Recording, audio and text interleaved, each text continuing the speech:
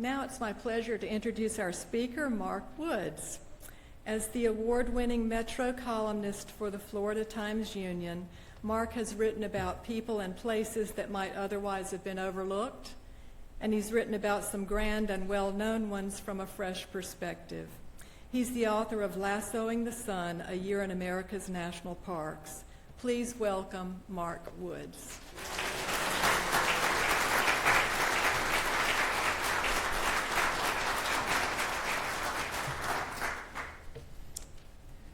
Thank you. Thanks so much for having me here. Beautiful church and a beautiful service. So the idea of giving a sermon about beauty. My dad, I'm going to start off by saying my dad would have been amused by this, that I'm up here doing this. My dad was a Baptist minister, an American Baptist minister, which is very different from Southern Baptist, if any of you know. And he would have loved a congregation like this. And he was a missionary on an Indian reservation in Reno when I was growing up, and then a chaplain, and then ended up in a small church in Neenah, Wisconsin, which is about 40 miles south of Green Bay. And so during football season, he had to give quick sermons to ensure people would show up and make it home in time for kickoff. And I would sit off to the side in the back row with my friends, and we'd be writing notes and back and forth, and I'm not sure I paid great attention to my dad's sermons, which I wish I had, and I look back now and I wish I'd paid more attention to those. So I suppose this is the ultimate payback that would have been for my daughter to be sitting here ignoring me, but my wife is here, but my daughter is off at theater camp in North Carolina for a month, so she's not here. So I'll have to get payback some other way.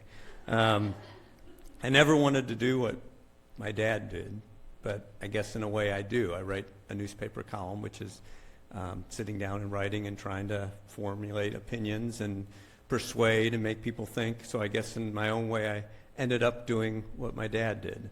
And when I was kind of tasked with this, I had all these grand ideas of what I'd put together, and I thought I had it formulated pretty well, and then I procrastinated, and I ended up doing this yesterday, which my dad would have been amused by that too. He was known to procrastinate and I remember writing his sermons on the Saturdays the day before, and then my mom and dad would tell a story about when I was real little. We lived in Kalamazoo, Michigan, and he would write. We had a very small house, and he would write in the nursery where I was, and I kept crawling out of the crib, and he kept putting me back in. He kept crawling out. I kept crawling out, and he eventually turned the crib over on top of me and basically turned it into a cage, and then felt guilty about it for years. So they would tell that story often.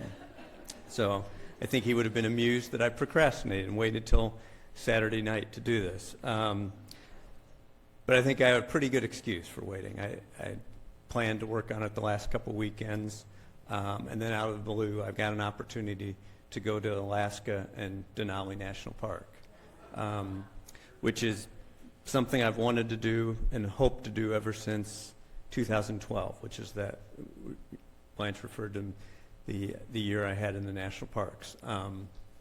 So yes, that in 2011, an email popped into my inbox about this fellowship, Eugene C. Pulliam Fellowship, that is awarded to a writer to give him basically a year off. And I'm pretty sure I deleted it once, twice, I think 3 times before I actually read it, and tried to think about, well, what would I do if I had a year off? And I'd been having a conversation with my daughter not too long before that, and she loves Disney. I'm not a big fan of Disney. It's kind of my idea of a nightmare.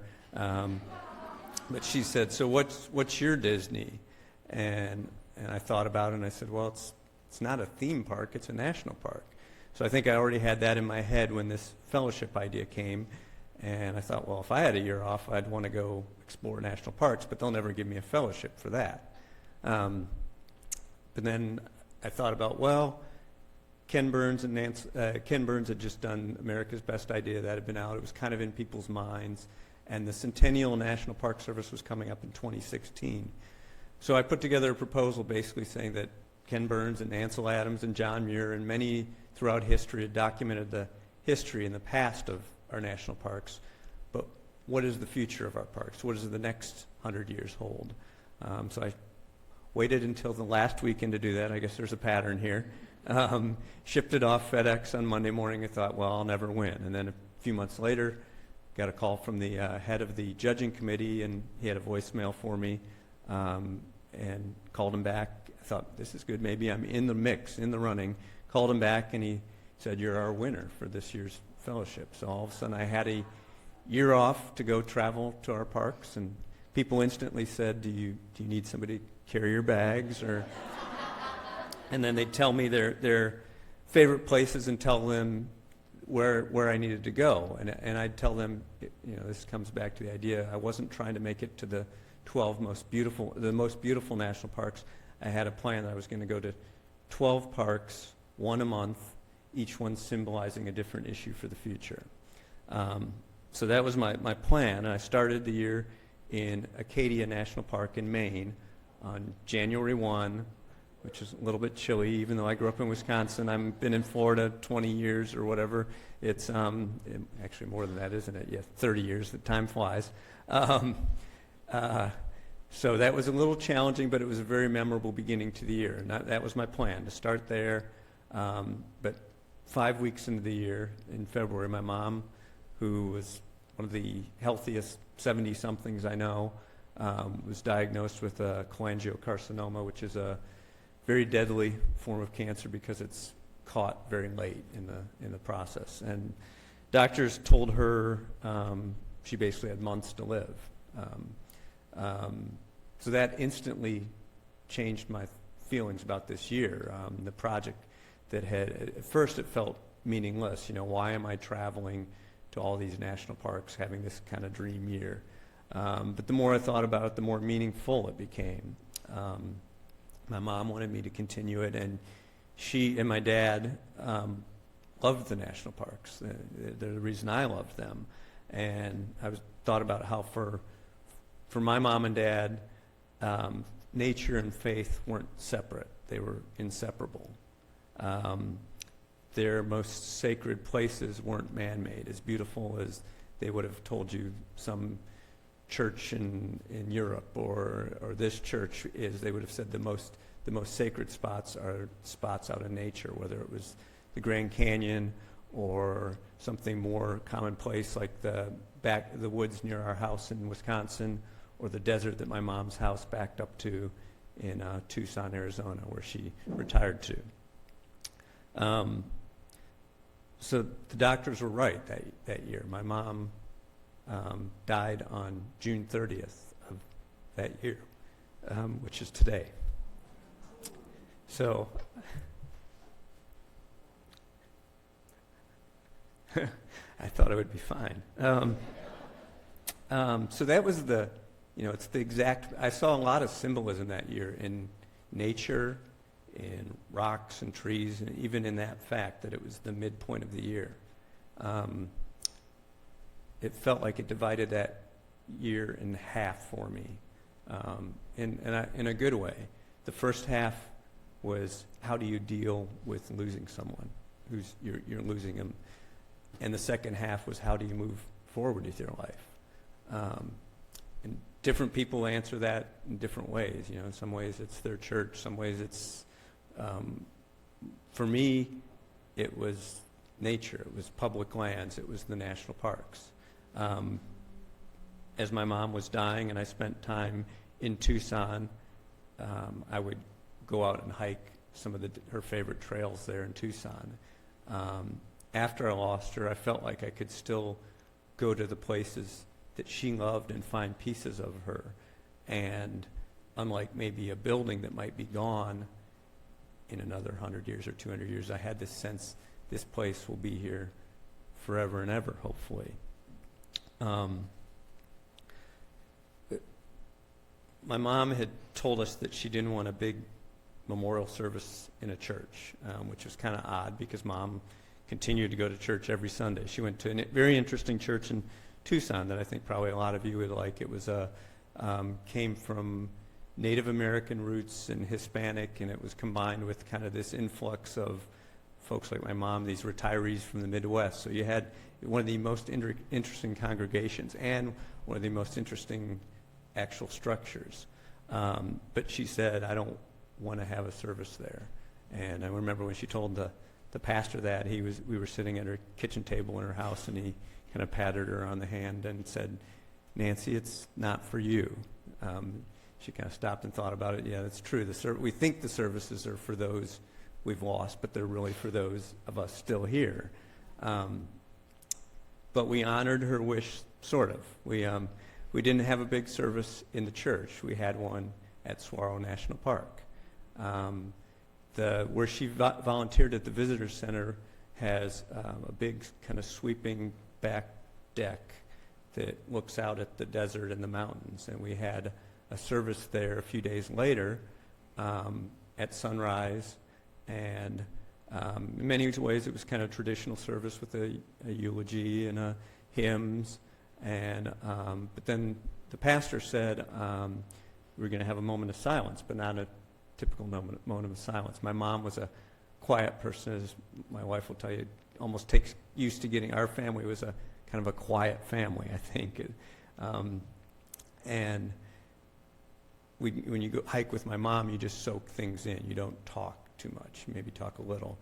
So the pastor said, let's go for a little walk in the desert. So everybody got up and we walked, did a short little loop through the desert, and she said, just listen to the desert. So we did that. I was going to say, at the beginning of the year, when I won the fellowship, my mom was excited, very happy and excited for me. And she was going to do one trip with me. And she said, I've really been wanting to get to Denali in Alaska.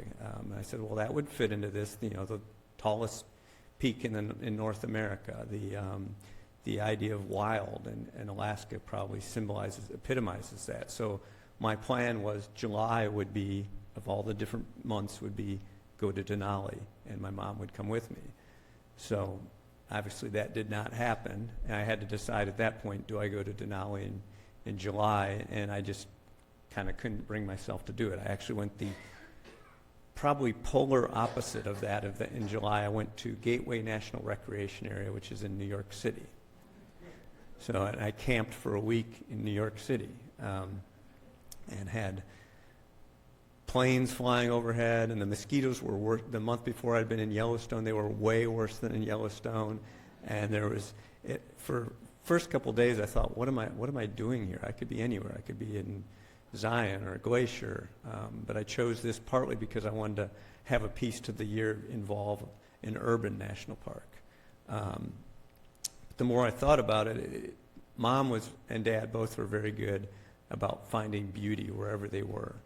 And I was seeing all the negatives in Gateway, but as my time went on there, I began to see some of the beauty there. One of the rangers, a head ranger who grew up there, took me out to this field and said, "Isn't it beautiful?" And he said, "You don't see it, do you? You see just a bunch of weeds." And I said, "Yeah." And he said, "Well, these grasslands have been reclaimed New York City, what it was several hundred years ago. The birds have come back." He said, let's walk through here. So he started walking through and showing me all these little details, these flowers. And he said, there's orchids out here. Showed me some of the birds that had returned. And I thought that's something my mom would have done. She would have found all that. So I think each of those parks after that was, I learned different things, different lessons about beauty and about grieving. I went to Yosemite, which is, you picture an Ansel Adams photograph. I went to Flight 93 because there's a local woman here, Lori Guadagno. Her brother Richard was on Flight 93, and he was a fish and wildlife ranger. He was the only Department of Interior employee on Flight 93. So when I won the fellowship, I told Lori I wanted to go with her to Flight 93. We went there on September 11th of that year. So this, of course, made me think about loss and grieving, and I told Lori she asked how I was doing. I said, doing okay, but I think about you, and, she never got to say goodbye to Richard. She was teaching, and she saw images of a plane crashing into the World Trade Centers, and didn't think too much about it, and then, heard something about a plane that was supposed to be flying west. Was Richard's plane. And she talked about the first time she went there, it was one of the ugliest places she'd ever seen. Because I don't know if you remember where Flight 93 crashed, was basically an abandoned strip mine. And she talked about how everything good had basically been pulled out of it. And it was just, there was no vegetation, there was no wildlife, there was not even any sound after the crash. It was just silent and not in a good way. But since then, nature's taken back over that. Now it's about 2,000 acres of wildflowers, and wildlife has come back. And she goes there and talks about how she finds solace there and how Richard would like this place.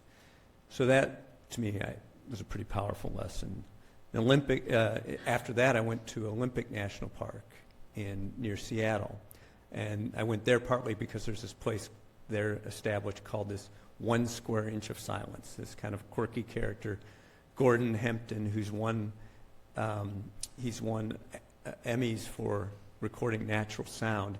His mission in life is to preserve natural sound. He says it's one of the most endangered things we have. And he argues that there's only about a dozen places in America where you can go and sit for 15 minutes and not hear man-made sound.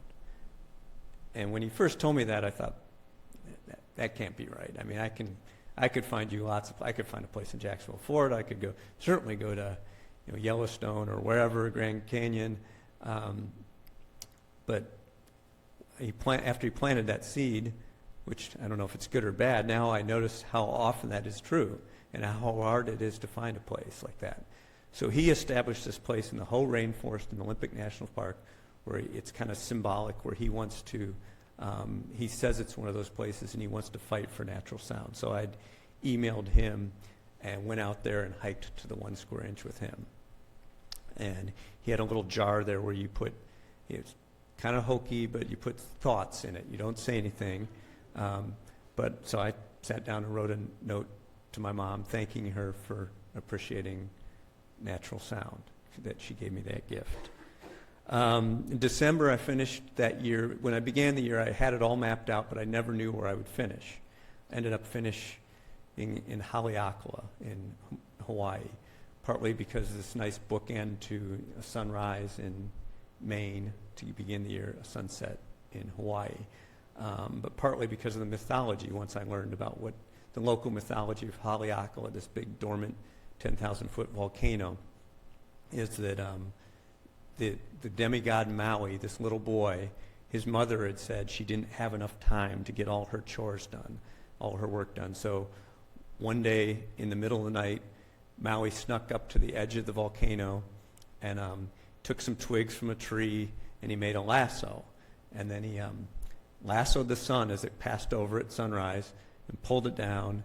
And he told the sun, "I'll let you go, but only if you promise to slow down whenever you come over this spot on Earth." So the local mythology is that the sun slows down when it passes over Haleakala. So when I heard that, I thought, well, that's where I'm going to finish my year. A boy lassoing the sun for his mom. As much as I love my job, I didn't really want it to end. This year, away from it to end. So that's where I finished the year. And I never did make it to Denali, which was okay. I think it was in the Ken Burns special where it talked about how somebody had been quoted as saying that even if they never make it to Alaska in some of the most wild places, it's just important to know those places are there. It's comforting to know they're there. And I definitely agreed with that. Although when I got opportunity 2 weeks ago to go to Denali, I jumped at it. A friend had booked an REI trip as a gift to his wife for Christmas, and a couple days before it, she was told by her doctor that she couldn't go. And they couldn't get a refund, so my friend Chris called me and said, "Could you go to Alaska in a couple of days?" So I did. And we arrived in Talkeetna, this kind of gateway town to Denali. It's kind of a quirky little town on the outskirts where most of the planes take off for the mountain climbing on June 15th, which by coincidence happened to be my mom's birthday. So I got her passport book, National Park passport book, stamped there at the ranger station. And it had been cloudy. Anybody who's been there knows that your odds of seeing Denali maybe are so-so. And that day we had called while driving there and called one of the flight companies, and they said, well, we're not even flying today, it's too overcast. But by the time we got there, it was had cleared up. So we called and they said, yeah, we're flying now. So Chris, my friend, wanted to do it, and where you fly up through the mountains deep into the park and land on a glacier. I wasn't sure if I wanted to do it, partly because I've complained about sound going back to Olympic in national parks for quite a while now, and this seemed kind of wrong to take a plane into the park, and partly because my last memory of one of these tiny planes was with my mom in Utah. We took one after a rafting trip. That's what she wanted to do for her 70th birthday, and I think it took me about 3 weeks for my stomach to return to normal after that. But we did it. I mean, it was a very smooth flight, and it was stunning, mind-bogglingly beautiful, and landed on this glacier and shut off the plane and hopped out, and it was as quiet can be. Just snow as far as you can see, and there was Denali there, and we could see it. So that was, that's why I didn't get this written sooner, but I think it was worth it. Ever since that year, people have asked me, what's your favorite national park? That's probably the most common question, and I always say I can't pick one. It's too hard. So my go-to answer is Redwood and Grand Canyon, I usually say. And Redwood, and both of them partly because I think other people, when I ask them this question, it often is partly the beauty, but partly the experience of who you went with and that time in your life. And that's definitely true for me. Redwood was one of the first ones I ever went to, and shortly before my year in the parks, it's where my whole family gathered, so it turned out to be one of our last trips with my mom. Grand Canyon, because it's the Grand Canyon. It's stunning. It feels like, and my mom and dad both love the Grand Canyon. And when my dad died in 1996, the next summer, my mom wanted to take all of us kids on a trip, and we all rafted down the Grand Canyon. And I've gone back there again and again and again. So that is the other one. And I used to think these are two very different parks. One, Redwood's defined by the tallest trees in the world, and Grand Canyon defined by a mile-deep canyon. One's rainy, one's dry. But it eventually hit me that there's similarities. These trees are among the oldest living things on Earth. The rocks on the Grand Canyon is kind of a mile-deep chronology of time going back billions of years. And both places make you feel really small and insignificant. And that's an oddly good feeling. Like, you worry about all these things in your daily life, and you get there, and all of a sudden, what am I worrying about? These are those places, and Denali does that too, seeing it. And I think most of our national parks do that. And that's the beauty of these places. So yesterday, to help me kind of get my thoughts together, I pulled out a box we had in the closet that I don't think I'd looked at since my mom died.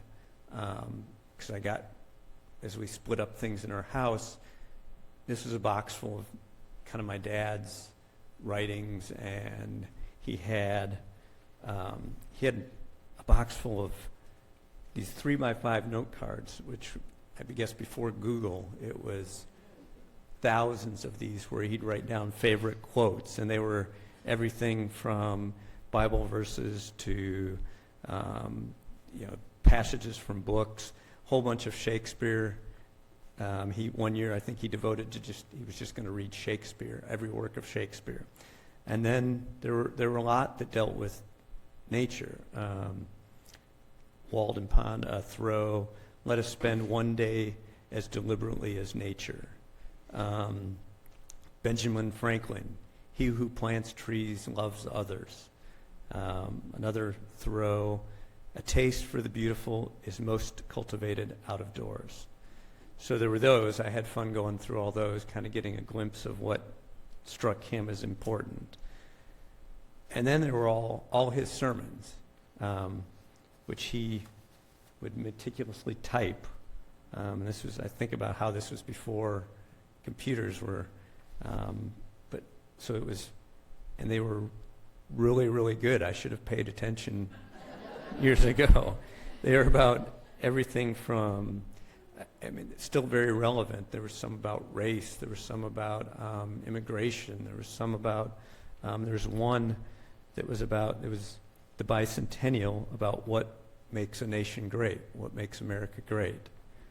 And we had spent, that previous year, we had done a big family trip to Washington, D.C., and he talked about the National Archives and a lot of things in D.C. that struck him. But then he also talked about the ability to endure hardships was something that he thought made a nation great. And he said, one place I want to return someday, Rocky Mountain National Park. Amidst the majestic mountain peaks, I was most impressed by tiny alpine flowers, many smaller than a dime. You can easily walk on them without even noticing. He talked about how they're fragile and easily destroyed, but they're also very persistent. Some of the heaviest snows in the nation in that region, and 12,000 feet, sometimes the snow stays on the ground into July. And the rangers said that some of these take years to blossom. And he wrote, there's greatness in those tiny alpine flowers. So I found another one that was about hiking. And it started off talking about how my mom and he were both hikers and how he liked flat, shady, windless, casual strolls, taking pictures. Nancy, not so. Sets fast pace, hikes for exercise. Which, yeah, that was my mom would be.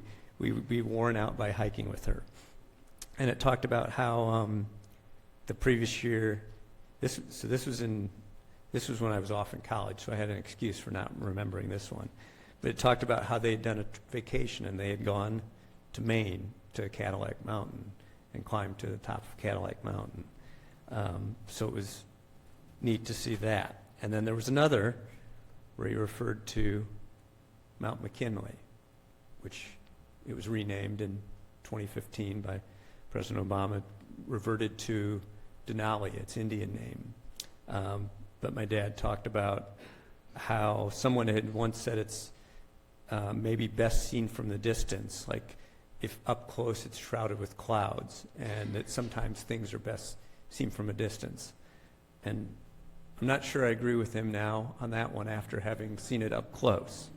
But it was to see all these references again and again through his sermons. There were common threads of nature and seasons and beauty. So I think he would have been amused that I'm using his flowers. And when we went on these vacations, he would take thousands of slides. We had all these slides, and most of them would be of flowers. There's not very many of our family. It took a while. So I think he'd be amused and honored that I used the flower reference. So I wanted to thank you for inviting me here and giving me an excuse to dig out that box. And I was going to kind of leave you with the idea. It ties back into what Eli said, you know, the Grand Canal, it was a beautiful song, is not, he said that's not far from a national park. Interestingly enough, Groundwork Jacksonville is tied to our National Park Service. So the goal would be to make the Emerald Necklace and turn it into the Emerald Trail and an urban piece of the national park system. So it could be someday. But I think I'd end with saying that you can't take beauty for granted. That would be an example of where maybe we took it for granted. I think that was one of my big epiphanies from a year in the national parks, was that before that I thought, well, these are places we've set aside. We don't do that elsewhere, but these places are beautiful places that are preserved forever and ever. I realize now that's not true. That's a fight that has to be fought day after day, generation after generation. If the next generation doesn't care about those places, then they will not be protected. So I'd leave you with, hopefully we will not take beauty for granted, that we'll fight for it, we'll appreciate it, and preserve it. So thank you very much.